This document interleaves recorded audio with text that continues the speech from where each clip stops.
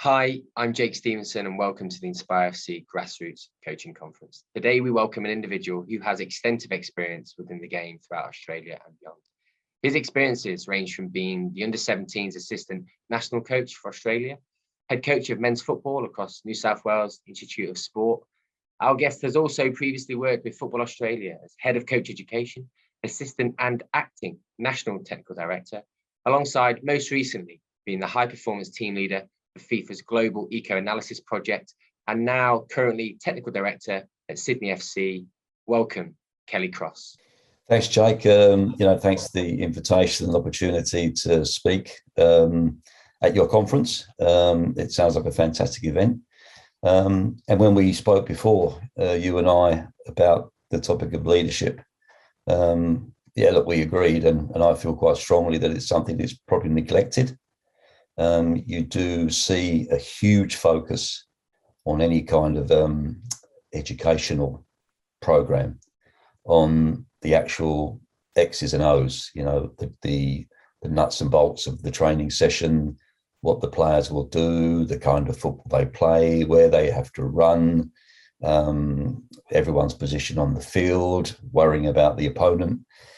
So we get very much into the football itself, which is the what, if you like. What are we going to do? Leadership is, from a coach's point of view, is very much about the how. So how do you bring all that to life? How can you be the person as the coach of that group who will lead it and ensure it actually stays together and it holds firm in the way it progresses?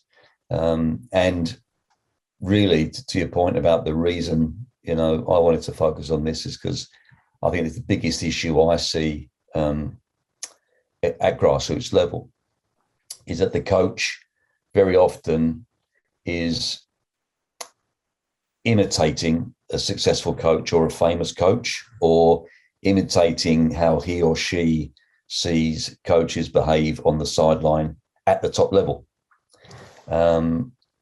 The real issue and the real thing I'd like to get across to the coaches is it's all about context.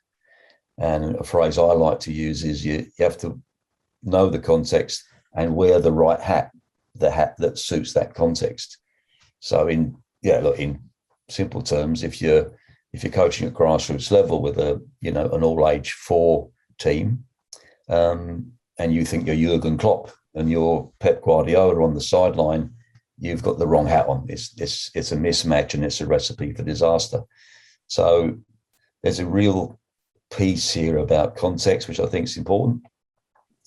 And the other thing that brings to mind, which I see very often, at all levels, but certainly at grassroots level too, is the coach often forgets whose journey it is. Who is it really about? And when the coach acts in a certain way where it's clear that the coach sees that the journey is all about the coach and not about the players, then that's the wrong kind of leadership. And again, another recipe for disaster.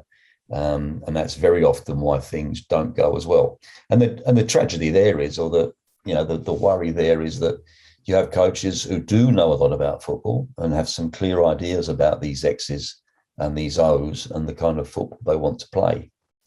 But they fail, despite this knowledge and understanding of football, they fail or struggle because they don't get the leadership part right. So it's this human relationship, this personal side of it that people often forget. And as I say, they have this vision of, I just need to behave like I see those guys do on the sideline at the top level.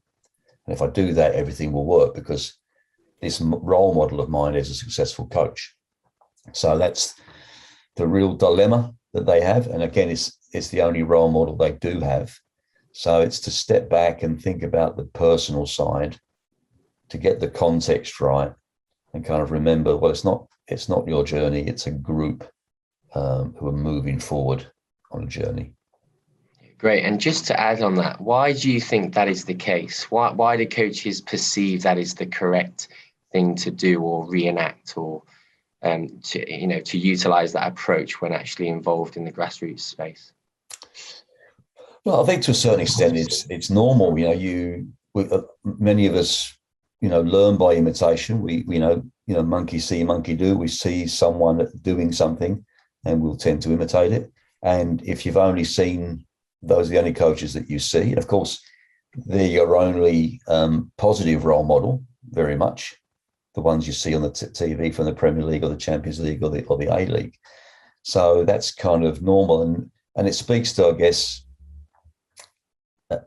things we can do better around education. So things like this, and I believe there are steps that are being taken in the formal education programs to address this issue. Now, it doesn't mean that you forget about the football, but it's kind of the what and the why and the who instead of just about the what. So, yeah, I think that explains that. It's not malicious or intentional, malpractice. It's just not knowing any better. Yeah, great. And so what is leadership as a whole to you? Yeah, it's a good one. And for me, I've come up with what I think is the best definition, because it's a definition that suits leadership in any forum. And it's called enhance the collective capacity to create. So think about that for a second. Enhance, so make things better, take it further from where it was. Enhance the collective capacity. So it's for all of us, our ability as a group collectively to create. So that create is bring something into existence that wasn't in existence before. Create a team, create a way of playing. If you're a leader in a factory, it's create actual products. So this enhance the collective capacity to create, for me, is a great definition of leadership. So for a coach to take on board, because it clarifies your role is to make things better, enhance them, but it's collective. So if you as a leader can help the whole group do what they're doing better collectively so that something comes out of it at the end. Enhance the collective capacity to create is my favorite definition, and I think a universal one. And I guess what I also read from a guy called Russell Ackoff, which is a great distinction between leadership and management. So the manager takes a group and he directs them, towards an end or an objective that he or she has chosen, that the manager has chosen. So that might be in an office where we just, okay, you do this, you process this, you do that, put it in that box, and I'm just going to direct you to do it. But the difference with leadership is that you don't direct, you guide and facilitate the group, and the ends or the objectives that you're going towards have been chosen by the people, been chosen by them or approved by them. So now you're the leader of a group that's got a collective vision and a collective identity, and you just guide and facilitate. So the difference between managing is directing, and the manager has chosen what you're going to do. The leader guides and facilitates, and it's something that we've all chosen to do together, or I'm such a strong leader that I've got you to approve that you want to come with me. An example would be, Lenin and the revolution in Russia, and get millions of people to mobilize because, yes, I approve of that idea and I'm coming with you. So if a coach takes the idea of managing, then you have less success, and it's limited to just basic production, if you like. But if we encourage the coach to have a leadership mentality, which is we all agree or approve on what we're doing and where we're going, and my role as the leader is to guide and facilitate, then you'll have more success. And it's interesting because none of that sounds like football. It sounds like, business or, revolution, what happened in Cuba, what happened in Russia, whatever. It sounds almost political or business-like, but it's so applicable. And in my career, when I started to take some of those messages more on board, I found everyone was happier. The results were better. It was a more enjoyable journey to be a leader rather than a manager, because you're working with people rather than directing them. So I think that's best I can do in a short period on the definition of leadership. And with that particular facet around leadership versus management, with the examples and the experiences that you've got in your career, is there anything that stands out for you as an example that really was quite effective from a leadership point of view that you've done within the game that grassroots coaches could listen and probably utilize today or moving forwards? Yeah, I think we have to look at ourselves as people. This might be something that comes up later, but very often to get that kind of shift, we have to change in ourselves first. And so for me, in my career, I guess, sort of creating the Sydney FC Academy from scratch gave me the opportunity to bring in all of these leadership lessons into this environment. So there was perhaps an opportunity when beginning this project with Sydney FC to apply a dogmatic approach. Been with the National Association with FA for 9 years and other stuff before that. Okay, I'm just going to get all these coaches to follow the script because I've got a script already for you, and let's all follow this. I knew from looking at leadership closely and the last message about guiding and facilitating people in ends or objectives that they've approved of. Very much the approach from the start with Sydney FC was to get the group of coaches to co-create with me. What are we going to do together? So that needed from me, and therefore the message for the coaches on the call is it requires of you a big step to kind of abdicate and delegate and change the way that you think you need to be perceived. So my personality way back, and it's because of how I was brought up and the education system in England perhaps at the time, or working class family, all of those things that contribute to everyone's personality.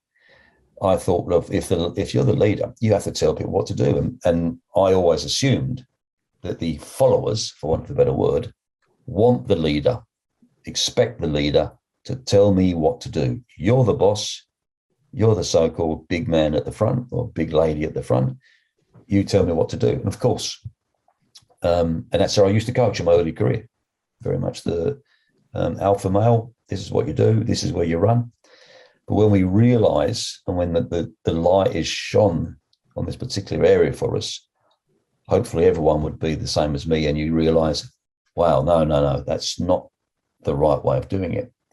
And so therefore, in the story of the Sydney FC Academy, it's been such a joy and pleasure and a really absorbing project because of that initial step, which was, we're going to create this together. And it necessitates from the leader to be prepared that, well, some things that we've agreed on might not have been what I would have wanted to do 100%, but to be happy with that because it's what the majority want and what the group wants. And sometimes you have to give a little bit. So once the coaches who are listening here today realize that it's okay to do that, and it's okay to let some of the control go. It's okay to have other people coming up with ideas and for you to say, great idea, we're going to do that. Because imagine what that does to that member of the group, that coach, if their idea becomes the idea, because in any environment, I think the best ideas have to win, not just the ideas of the person at the front of the group or supposedly at the front of the group. And there's another one that I think is useful for everyone to remember. It's called to avoid the hippo effect. And if you use those initials, it's the highest paid person in the organization, HIPPO. And because if the group just accepts, well, he's the boss, he's the highest paid one, we go with what he or she says, then I think you've got a problem. So I think a great message that I hope lands with the coaches on the call is to be a true leader is to respect and encourage the views of others and come up with a collective approach.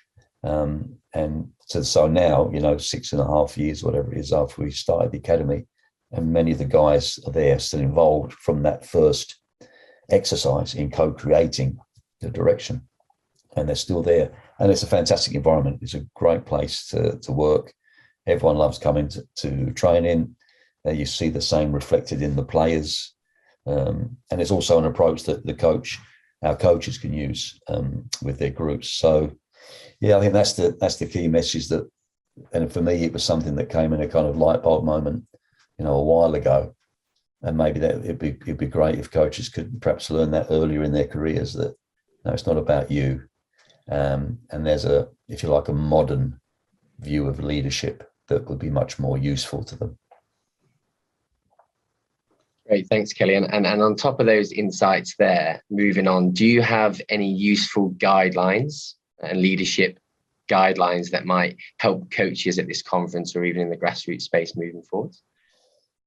Yeah, I've always thought like keeping things simple and easy to remember is a good maxim to have. And I think if you summarize and distill all the literature that's out there, you can pretty much synthesize it into what I call the 3 Ps. Well, I think a lot of people call it the 3 Ps, and they're not my invention. But the 3 Ps, which is purpose, people, and process. And so the purpose is, the first thing is why are we doing this? What's our reason for coming together? People, what kind of management or communication or group dynamics do you bring in to focus on the people? And then there's the process. So it's planning, strategy, communication, how we organize things to get there. So the 3 Ps, if they think about purpose, people, process, it could be useful. And yeah, if you want me to maybe talk about some of those, maybe start with purpose, if that's okay with you, Jake. Shall I move on with that? Yeah, that sounds good. Yeah, so that's great. Yeah, so with purpose, it's often forgotten because, as I said before, the traditional dynamic is I'm the coach, I'll come to the training session and I'll start telling you from day one what we're going to do. But if you really want to get this group moving on a journey together, the first thing you start with is the purpose, which means you've got to start with the why. Why are we doing this? And something that triggers, stimulates, motivates everyone in the group, inspires everyone in the group is what you're looking for. And I'd recommend the coaches look up Simon Sinek on YouTube. There's 100 Simon Sinek clips, which are all fantastic. And he's quite well known for, I think his book was called Start With Why. Of course, he's aiming at the corporate world and the business world, but it applies just as much to coaching. So why are we together? What is the purpose? What inspires us? And it's very hard to just create that yourself. Unless, of course, you're, as I said, the Lenin example, mobilizing millions of people in Russia because, bread and peace, whatever it was, we're going to feed you and we're going to not have any more war. Right. Everyone says, great, I'm with you on that. And millions of people come with you. And you could be that kind of inspirational leader that comes up with an idea and you're a great speaker and you're a great motivator. And everyone says, great purpose, I'm with you. I'm committed. Let's go. Another example I like to use of that is the famous cathedral in Barcelona, the Sagrada Familia in Barcelona. Everyone's seen that famous image, right? Well, they've been building that for 139 years. I think it was 1882 when they started building it. So unless people really thought, and of course the architect Gaudi died a long time ago, 1920 something. So to have such an inspirational idea that 100 years or so after you're dead, people are still going with this vision. So they were inspired enough to continue to build this amazing cathedral, and they 140 years and they're still not there. That tells you that at the start there was an idea, there was an inspiration that people were behind from the start. So if coaches are thinking about how they do that, whether it's their inspirational idea and they can bring the group with them, or to find a way with the group to create that's inspirational and they're part of it. Of course, it goes back to our first thing about management versus leadership, that the objective is something they've chosen or approved of, then you're away. And then everything else then becomes in context and becomes easier to do. People are more motivated because they know why. You very often see things fall apart because people start to wonder what it's all about. Why am I bothering? What's the focus here? What's the objective here? If that's very clear from the start with the purpose, then you can move on. So finding a way to define a purpose or a mission, if you like, for the group, I think would be how I decide that, or to describe the first P. Yeah, great. And so you've spoken around the first P, purpose. So what can you tell us around the second P, people? Yeah, and it's probably the hardest one, right? Because I'm sure the coaches on the call will be have a number of stories of their own, that it's all the best ideas and the best plans that people have. At the end of the day, it's people, it's human interactions, it's relationships, it's communication, upon which the enterprise lives or dies. So that part's crucial. What I'd say first of all, because it's similar in my own journey, that before we start to try understanding other people, the first step is to understand yourself. So self-awareness, taking some time to really understand yourself, and then perhaps recognize that there might be something about yourself that you need to shift, that you've noticed about yourself. Very often people have blind spots. And it's when you have some kind of 360 or you get feedback from people, how they perceive you, then you realize, that's not good. If people see me like that, I need to change that. So the first part is to get yourself right, and understanding yourself. And then there's something about, let's understand the people that I'm working with, and how we understand what it is about other people that gets them to tick, so you can understand what stimulates them, what motivates them, what does the opposite, what is it that triggers this guy in the wrong way, and then you're able to maximize their strengths. So we actually find that at the Sydney FC Academy, that you can get, or we believe, that you get more success, that players actually develop more by focusing on a healthy human personal relationship. And you can focus on that more than focusing on all the weaknesses in his or her game, the things he needs to improve on, the things you're not happy with, because that can actually have a negative effect. You keep telling someone what they're not doing right, then the confidence pretty soon is down, because you keep telling me all the things I need to improve. But if you spend a lot of time with the person, building a relationship and actually convincing that player that you believe in them, and sometimes you have a bad game, that doesn't matter. I believe in you. You're improving. I love what you're doing out there. That can actually fix all of those 6 or 7 weaknesses that you thought you needed to focus on in detail on the training field. By transforming or fixing the person, if you like, or just getting that person to feel better, you'll see results on the field.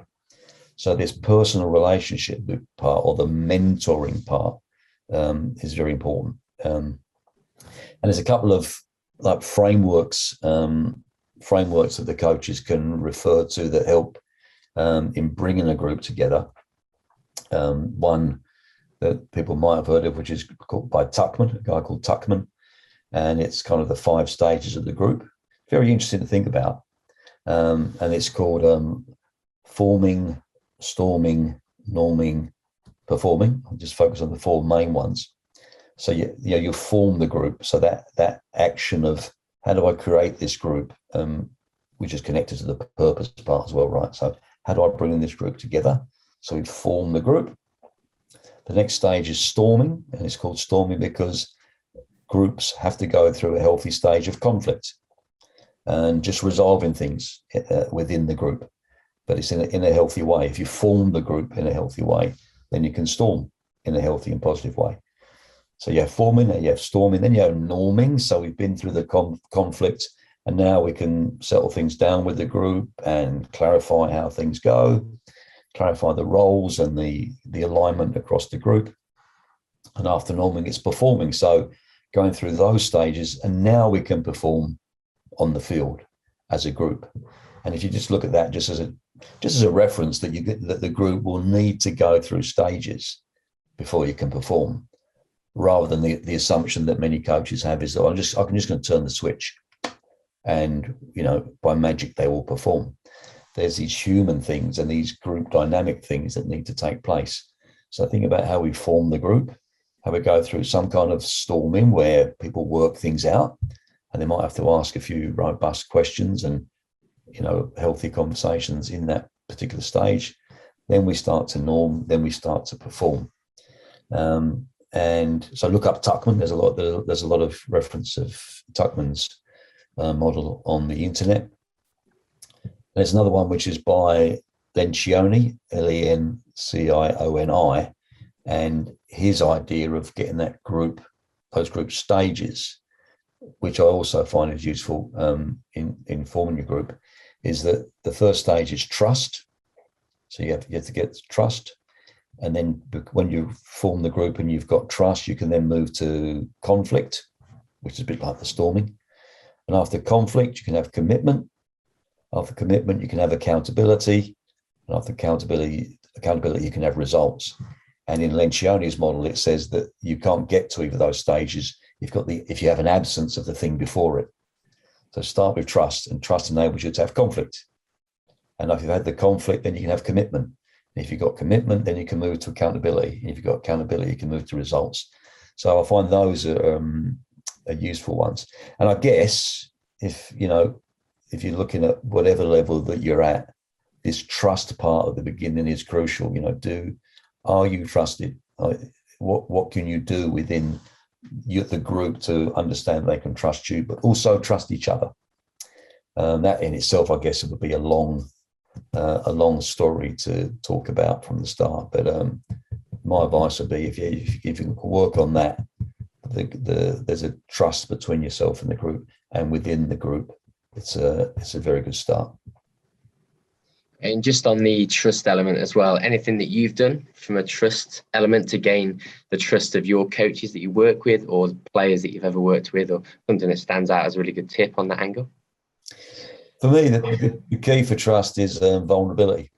So very often, years ago, in my old self, my old alpha male self, and to be honest, still very much a flaw of the male of the species, the male gender, that the reluctance for males traditionally to show vulnerability is a problem in society, and you have to do it.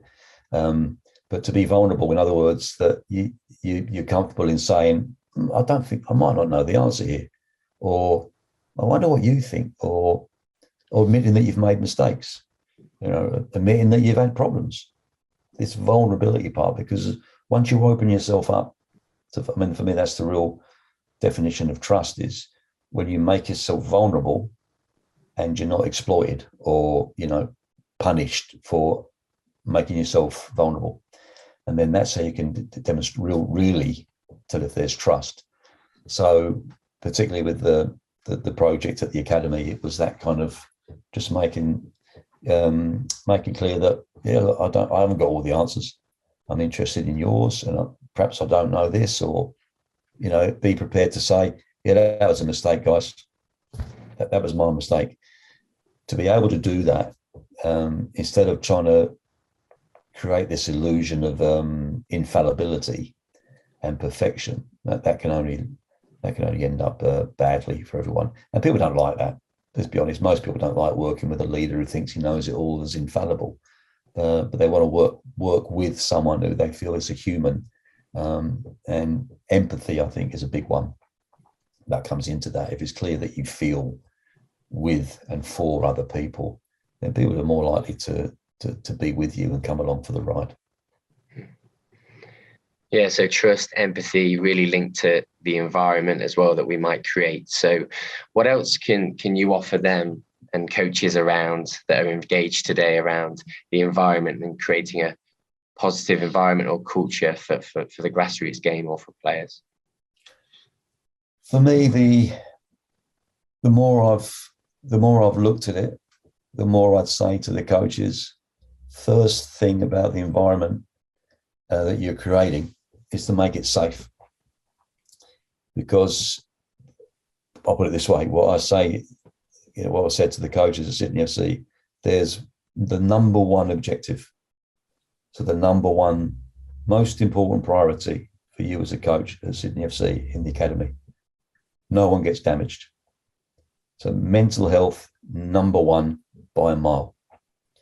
So particularly when you're dealing with someone else's children, it has to be a totally safe environment, safe in every way. And yeah, the first thing we need to think about is what are all the things that could possibly go wrong with someone else's children? And again, that's not to say this doesn't apply in adults as well. So if your focus is on everyone's safe and happy and healthy, the other stuff will come. And in my opinion, it won't come unless you've got that part right. So if people feel that the environment's safe, they can speak, they're not being threatened, they're not bullied, they're listened to, their opinion's valued. If you get this safe, healthy environment, you're onto the right track. And I believe, I've said this to a few people, I think that there's going to be, let's just say, one of the issues that will come out in sport, and a lot of issues have come out in sport recently, the mental health one is I really feel it will be coming out because people will be able to demonstrate down the track that you have an adult with mental health problems, and they will be able to say, and we believe that the reason that my child or me as a person has these mental health or these anxiety issues was because of what happened at your club with your coach. I'm convinced that, and I see the signs already. So I would just advise that that's what none of us want. So first thing is a safe environment. And if you think about keeping people safe, keeping them happy, keeping them healthy, great. That's what you want. And that is the perfect platform, the perfect foundation upon which you can then create a performance environment that you're then able to maybe push people. Because if you want to push people to improve and to be successful, of course, it depends on your context, where you are as a coach. But if you want to get to the idea or the stage where you're going to push people, if you've got this healthy environment where they know there's a personal relationship with between you and the person and the player, so they know this is coming from a good place. They know that you care about them before you then start to push them. Too often, coaches will just push, and they haven't done the work with the personal relationship and the mentoring and the safety, and you get a reaction from being pushed, and you get a negative reaction, a damaging reaction. So the first thing about the environment is, safe, happy, healthy. And you then have to think about again, it's not so much about the X's and O's really in the importance of the environment, which is, I guess, super important, but you need to think about, well, we talk about winning all the time, most coaches, but what happens when we lose? If you're talking about winning, we're going to win this game, it's about winning and medals and championships. Well, how do you deal with losing? And what could be the consequences to the group of when you lose?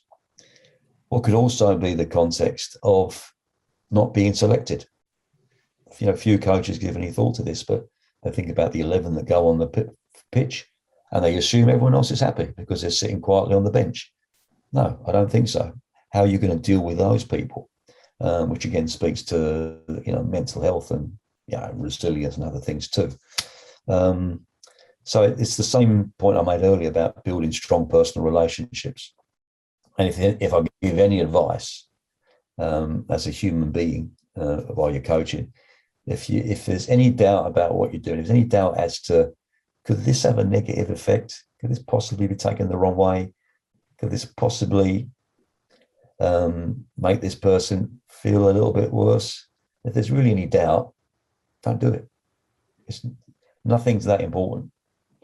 that will make it okay to damage someone, harm someone, influence someone in a negative way.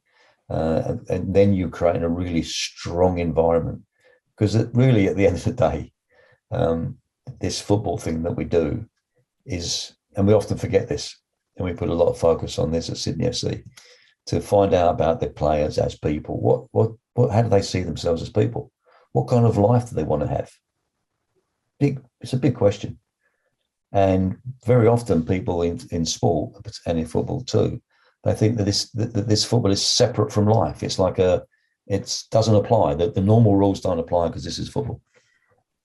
But in fact, it should be, if we're doing our job properly, the kind of life they want to have, football should be the thing that makes it even more likely that they will have the kind of life they want to have.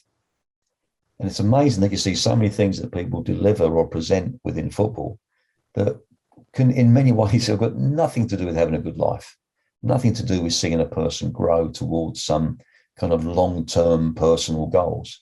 So we have to realise, what us too at Sydney FC, a small percentage of them are going to be professional footballers. But wouldn't it be great if 100% of them that come through your programs, wherever they are better because of the experience? And they look back on that and say, that was the best year of my life when I played for, John Brown at Carlingford. That was the best year of my life. I had such a great time. And the results will be kind of secondary to that, because only one team at the end of the day is going to win the league. So yeah, I could talk for hours about environment, because it's crucial. Yeah, thanks, Kelly. And there's also a lot of talk about excellence. And how do you see the role of a leader in achieving excellence and standards as well? Yeah, I've had a couple of good examples that I've learned from, and one is called the PDS Performance Development System. And with what I'd advise coaches to do, and we've utilised this ourselves, and it's it's very successful. It's a very useful tool. So if you're looking for excellence, the first thing the group has to do is commit to excellence. So unless everyone's on the same page, as we said before, with the purpose, unless everyone actually agrees we're here for excellence, we want to be the best we can be, whatever that is. Doesn't mean you're necessarily going to win the league, but you'll be the best that you can be, and there's no further point that you could reach. So the group has to commit to excellence. And a good definition of excellence that we use is doing the best you can with everything you've got in every moment. And if you get that to apply to every moment, also meaning what we're doing when we're picking the gear up, what we're doing when we're warming up, what we're doing when we arrive at the field, everything. If you like, you can extend that excellence to doing the best you can with all you've got in every moment. It could also apply, well, what you're doing at home when you're watching the TV. If you're aiming to be excellent, you might be doing some of your stretches or your core stability at home, because you're doing the best you can with all you've got in every moment. So people commit to that, and there's some work to do, spend some time on that, what that really means, what the consequences are. And then once everyone commits to excellence, what the coach can do then with the group is in general, but also in a specific exercise, define what excellence looks like. So in this session, whatever it is, here's the objective. What does excellence look like in this session? And the group will agree. Oh, excellence in this session, if we're talking about pressing, it means everyone does this, and everyone goes quickly, and everyone goes at the same time, and we do this. It looks like this. So once you've then got everyone to commit to excellence, and then you've collectively defined what excellence looks like, you've got a great platform now. But then when the exercise or the game is taking place, you bring in what's called the rule of three. And it's a great little mechanism to use, or you can paraphrase it if you like. So the rule of three, start with number one. Number one is, I'm the player and I've committed to excellence, and I know what excellence looks like. I do it because it's down to me, and because I've committed to excellence and I know what it is. Why am I not doing it? So number one should do it. Every individual has committed to excellence and therefore knows what excellence is and then does it. But this is where it gets interesting, right? But then if at any moment number one doesn't do it, so I'm your teammate now, and I've committed to excellence, and I know that you've committed to excellence, and you're not being excellent. My role as number two is to tell you, in a positive way, and it could be a rather driven way, if you like, and the group can agree on what's acceptable here. But I will tell you because, and you accept it because you've committed to excellence. So this is for me. This is the key one that many teams don't get right. That when teammates criticize each other, it can lead to problems, but it shouldn't, because if you've committed to excellence and you're not being excellent, and I tell you, your role is to accept it. Yeah, my bad. Acknowledge it. Correct. Thanks for helping me, is what number one says to number two.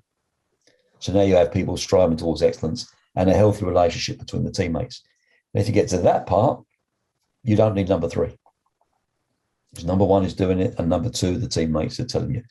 But if I'm the coach and I'm number three, and I know everyone's committed to excellence, we've defined what excellence looks like. Number one didn't do it, and I've seen it, didn't press quickly. And I wait 5 seconds to see, well, why hasn't any of his teammates or her teammates recognized it? I'll wait. Then I come in, and number three comes in and says, hey, define excellence. You committed to it. We knew what it was. John didn't do it, and none of his teammates told him. That's why I've had to come in. So then, that's a great moment to make the point to them. It's like, well, you need to do that. You need to do that to each other. Number one needs to do it, and number two needs to keep them accountable. And the point you make in that dynamic is, guys, on Saturday, I can't come in. On Saturday, during the game, I can't get the referee to stop the game and say, whoa, hold there. You didn't do what you're meant to do, John, and Dave didn't tell him. So you get this dynamic where through training, you get the exact replication of what you want at the weekend. Because you can build this up to when you come in, the guys are frustrated. We didn't do it. The coach had to come in, and they're aiming and striving towards their own excellence on the field that takes them to that point. And that's a really useful one to think about as a dynamic. And it just reminds me of the little one that the All Blacks are famous for, which is called the autonomy supportive, and it's kind of resonates a bit with that rule of three. But it's autonomy, so it's your game plan. You come up with it. My role as a coach is to support you. So there's a lot of ownership with the All Blacks there. Might be a connection with the fact that that the head coach in rugby can do less coaching on the day and from the side, and is usually up in the box, right? But you can learn from that. If you can get to that point where they don't need you so much as a coach, then I think you're onto a winner. Yeah, thanks, Kelly. And in order to then sort of achieve excellence, I think earlier you mentioned around the 3 Ps, and I believe the third P is the process. So what would we need to consider then as grassroots coaches around the process? Yeah, the biggest lesson, I guess, and the biggest mistake is around, because you have to plan, but it's how you plan and what you plan that's a secret. So there's a lot of coaches out there that I see now, and it's kind of a positive, compared to where we're at when I started at FA in coach education in 2006. It's come a long way now in terms of where coaches are at with planning sessions, planning cycles, planning seasons, planning multiple seasons. So that dynamic has changed. So we have coaches who are able across the board to plan. But the mistake that's made is, so many coaches now are under the mistaken impression that because I've got this plan and look at my 6-week cycles, look at my season, they think that now everything's hunky-dory now because I've got my plan. But the plan doesn't survive, as many military experts will tell you. The plan doesn't survive first contact with reality. Or it's like a boxer with a game plan. The plan was great until he hit me in the head in the first round. Plan's out the window now. Because we assume, because the plan looks so good on paper and it looks so logical, we feel that we're in control. And the mistake we make in a human system, and that's a topic I could also talk about for a while, but it's a system. It's not predictable. So it's not linear. That these lovely steps and stages that you have put in your plan that look fantastic and give you a great feeling and maybe impress people with your wonderful plans. But the fact is the plan will last maybe 6 weeks. And at that point, you should be saying this, and you will be saying that hasn't worked. They haven't got the hang of that. I need to go back to this. I can't move on to that. So really, what I've learned, and this is comes from kind of systems thinking, is the best plan you can have is the plan that allows you to change your plan. So don't go into huge detail about what everything's going to look like from now till doomsday. Have a framework, have a rough framework, but be prepared that will have to shift, because human beings are not predictable. And we make the mistake when we plan these things. We make the mistake that humans, or the assumption that humans and teams and clubs are machines that you can program like a factory. The reality is, and we soon find out, in the real world, that it's not like that. So I guess what I'm saying is you do have to plan. You do have to kind of take into account and some kind of assessment or evaluation of the current state of things within the group. Where are we now? As is, and exercising, well, where do you want to be? And so the next question is, well, how do we get from where we are to where we want to be? And then that's when plans come in. But as I said, make those plans flexible, make those plans able to be changed and tweaked and shifted. Be prepared that you won't go as quickly as you thought you would. And to understand that things aren't going to be predictable. So you have this plan, you have this strategy, but to make it flexible is the best advice I can give. But I really do see that there's too many coaches now. Back to the point about leadership, they don't have the personal qualities. They have a beautiful plan. They can give you a PowerPoint and they can show you all the pieces of paper. This looks fantastic. This guy knows what she's doing. But the reality is, no, that's not that. That's a nice piece of paper. That's an impressive presentation. But the fact is that won't survive reality, because the personal skills aren't there, and also the fact that you've not taken into account that you're dealing with humans and things will change and you can't predict the future. So I guess that's the best advice about the process. Okay, but I'm just trying to part the other side of the argument, which is you don't want chaos and no plans and anything can happen. That probably won't work. But it's that balance between having a plan but not trying to predict the future way out for months and years ahead. And I think another one just came to me is how you see yourself when you're going through this exercise. Is you're not an architect or an engineer, that you're more like a farmer. So you're not building something that's predictable and this connects to this and this, I can put that on top of this and everything will build. That you've got things that are growing and you have to create the conditions where things might flourish. You might have to shift your attention from certain parts of the farm, and some things are growing well and some things aren't. And how can I, as a farmer, change things, change the environment to get everything growing in a healthy way, rather than seeing it as a machine that you can program and predict. Yeah, thanks, Kelly. And so really, really great insights to hear from you today. So we spoke a little bit around leadership. We spoke around useful guidelines that coaches could use, 3 Ps, linking that to the environment, and then alongside that around the process. And so if you could then give one final message to the grassroots coaches out there that are going to be starting their seasons very soon, what would your message be and why? It'll be, it's around that personal thing. It's around recognize it's not about you. Recognizing it's not about you imitating a professional coach who, however he or she behaves on the sideline, but it's about having a journey that you're all on together, that with the key objective, as I said, safe, happy, healthy. enjoying the journey without over controlling things, without damaging anybody. And you will find you'll have a great season.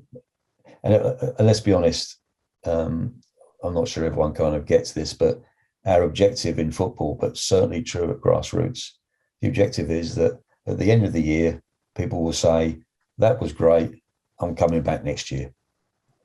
That we don't have people at the end of the year saying, God, that guy was shouting and screaming at me. Oh, he wanted the impossible. He thought we were Barcelona. I just hated that. I wasn't even looking forward to training. Our real objective is to keep people coming back. So they love the session, can't wait till Tuesday. They love that, they can't wait till Thursday. The experience of the weekend, I love that, I can't wait for the next one.